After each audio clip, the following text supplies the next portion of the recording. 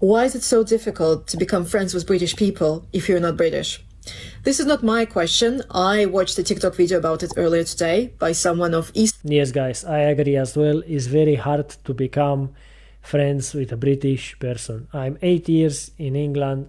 I don't have any British friend.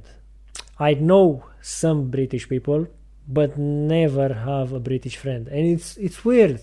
Not even one.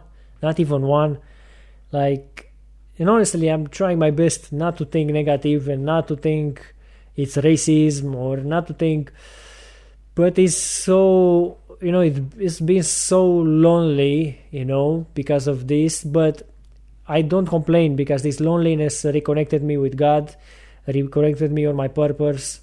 But I'm telling you, 8 years in England, not a single British friend. And I tell you what, I changed in these 8 years many workplaces, because I was working with some agency. So I had many working places, especially on the agency. They were sending me many places.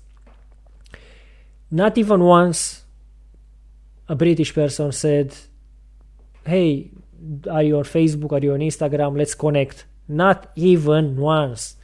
How is that?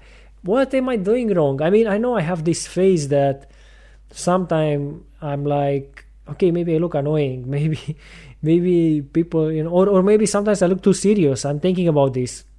People see me as that very serious guy that maybe I don't like.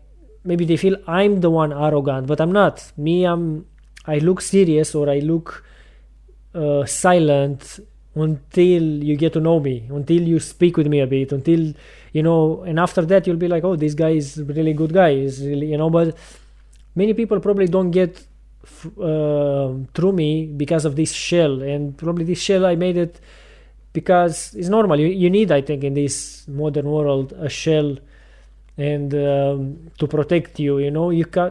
I realized I tried also the other way around, being like very smiley and very, and people takes you like you're stupid, like something is wrong with you if you also very nice. You can't. It's crazy. So that's why I'm just trying to be myself. And I don't know what's maybe British people likes to keep their circle close. They don't maybe like.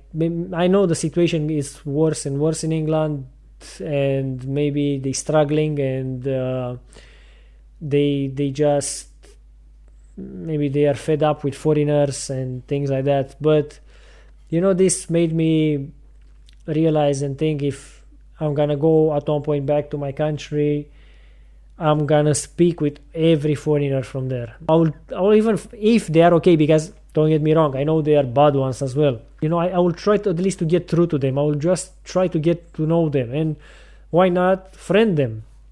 Because that, I think that's also a downside of the British people. When you don't friend foreigners, believe me, we as foreigners, we come with some skills from our country that you don't know. We know some things that helps us in our day-to-day life, some hacks, I would call them. In many, even if it's about what we eat and cooking and having healthy alternatives, even if it's about how to deal with situation in a different way, because we're coming from somewhere when it's so harsh, and here it's easy for us. Here is like, it's easy because we've seen worse. So we have a life experience, we have many things, and by people, not only British, now probably even in other countries, when you don't friend the foreigners, not all of them, but you get me, 1, 2, there should be one good, not all of them can be bad, if you are not friending them, you're losing a lot, because imagine it comes from a very different life than yours, and that life, even though it was hard, it also teaches them something, or they know something that you don't know.